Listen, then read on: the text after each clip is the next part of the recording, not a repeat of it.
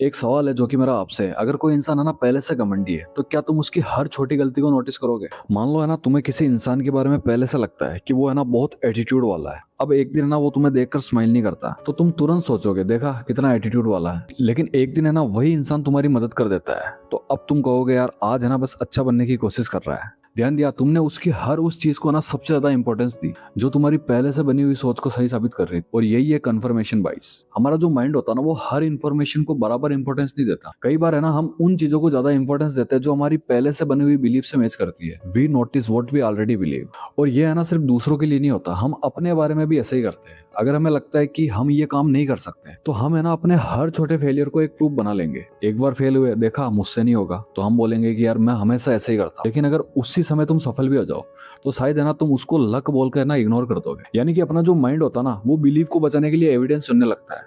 लेकिन आप बोलोगे कि यार इसमें प्रॉब्लम क्या है? इसमें प्रॉब्लम ये है कि ना हम अपनी सोच को रियलिटी समझने लगता है। हमें लगता है कि यार मैंने जो देखा वही सही है। और यही चीजें है ना आपकी रिलेशनशिप में भी प्रॉब्लम पैदा कर सकती है। अगर तुम है ना किसी इंसान को पसंद करते हो, तुम उसको मैसेज करते हो, उसका ना थोड़ा सा रिप्लाई लेट आता है तो तुम तुरंत सोचोगे यार देखा मुझे पहले से पता था। और हो सकता है शायद वो जेन्युइनली बिजी हो लेकिन तुम्हारे बिलीफ ने है ना उसके बिहेवियर का मीनिंग पहले से तय कर लिया होता है। तो अब इससे बचे कैसे? जब भी किसी इंसान या सिचुएशन के बारे में तुम्हारी ना एक स्ट्रॉन्ग ओपिनियन बने तो तुरंत है ना खुद से सवाल पूछना, क्या मैं सिर्फ वो चीजें देख रहा हूँ जो मेरी सोच को सही साबित कर रही है? और है ना दूसरी तरफ के भी एविडेंस देखो। अगर तुम्हें लगता है कि यार कोई इंसान बुरा है तो उसके अच्छे एक्शंस भी देखो।